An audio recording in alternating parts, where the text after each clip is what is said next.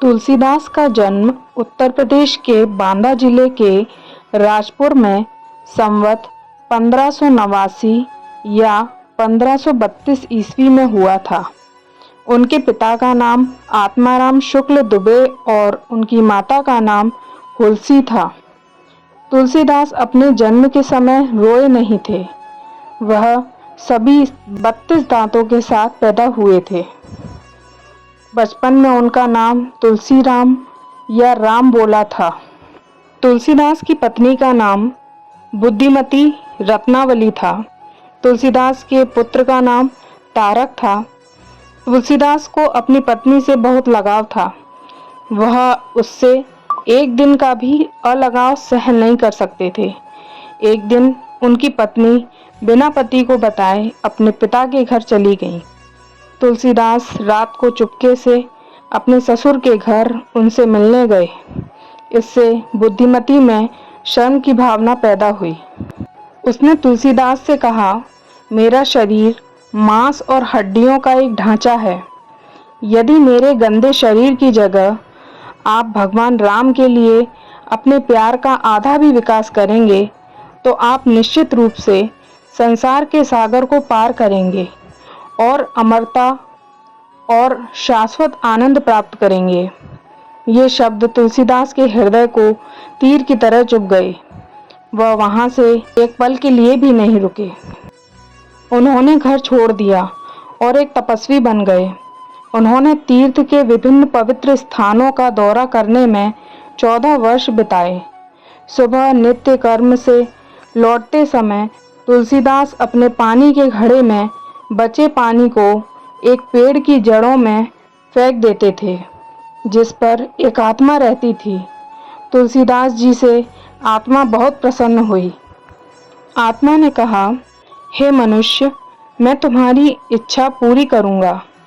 तुलसीदास ने उत्तर दिया, मुझे भगवान राम के दर्शन करा दो। आत्मा ने कहा, हनुमान मंदिर जाओ। वहाँ हनुमान कौड़ी के वेश में रामायण को प्रथम पाठ सुनने आते हैं और सबसे अंतिम स्थान छोड़ देते हैं। उसे पकड़ लो, वह आपकी मदद करेगा। तदनुसार तुलसीदास हनुमान से मिले और उनकी कृपा से भगवान राम के दर्शन हुए। कुछ चोर तुलसीदास के आश्रम में उनका सामान लेने आए थे। उन्होंने नीले रंग का एक रक्षक देखा, जिसके हाथों में धनुष और बाण था, जो द्वार पर पहरा दे रहा था। वे जहाँ भी जाते थे, रक्षक उनका पीछा करते थे। वे डरे हुए थे। प्रातःकाल उन्होंने तुलसीदास से पूछा, हे पूज्य संत, हमने आपके निवास के द्वार पर एक युवा रक्षक को हाथों में धनुष बाण के साथ देखा। ये सज्जन कौन है? तुलसीदास चुप रहे और रो पड़े। उसे पता चला कि भगवान राम स्वयं अपने माल की रक्षा के लिए संकट उठा रहे थे। उसने तुरंत अपनी सारी संपत्ति गरीबों में बांट दी। तुलसीदास कुछ समय अयोध्या में रहे, फिर वे वाराणसी चले गए। एक दिन एक हत्यारा आया और चिल्लाया, राम के प्रेम के लिए मुझे भीख दो, मैं एक हत्यारा हूँ।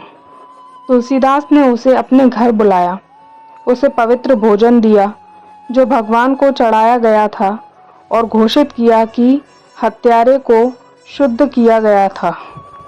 वाराणसी के ब्राह्मणों ने तुलसीदास की निंदा की और कहा, हत्यारे का पाप कैसे नष्ट हो सकता है? आप उसके साथ कैसे खा सकते थे? यदि शिव नंदी का पवित्र बैल हत्यारे के हाथों से खा लेगा तो ही हम स्वीकार करेंगे कि वह शुद्ध हो गया था। तब हत्यारे को मंदिर में ले जाया गया और बैल ने उसके हाथों से खा लिया। ब्राह्मणों ने शर्म के मारे हार मान ली। तुलसीदास के आशीर्वाद ने एक गरीब महिला के मृत पति को फिर से जीवित कर दिया। दिल्ली में मुगल बादशाह को तुलसीदास द्वारा किए गए महान चमत्कार के बारे में पता चला। उन्होंने तुलसीदास को बुलवाया। तुलसीदास सम्राट के दरबार में आए। सम्राट ने संत से कोई चमत्कार करने को कहा। तुलसीदास ने उत्तर दिया, मेरे पास कोई अलौकिक शक्ति नहीं है, मैं तो राम का ही नाम जानता हूँ। सम्राट ने तुलसी को कारागार में डाल दिया और कहा, मैं तुम्हें तभी छोड़ूंगा जब तुम मुझे कोई चमत्कार दिखाओगे। इसके बाद तुलसीदास जी ने हनुमान से प्रार्थना की। शक्तिशाली वानरों के अनगिनत दल शाही दरबार में दाखिल हुए। सम्राट भयभीत हो गया और कहा, हे संत, मुझे क्षमा करें, मैं अब आपकी महानता को जानता हूँ। उन्होंने तुलसी को तुरंत जेल से रिहा कर दिया। तुलसी ने अपने नश्वर कुंडल को छोड़ दिया और 1623 ईस्वी में वाराणसी के अस्सी घाट में 90 वर्ष की आयु में अमरता और शाश्वत आनंद के साथ वैकुंठ धाम की ओर प्रस्थान किया।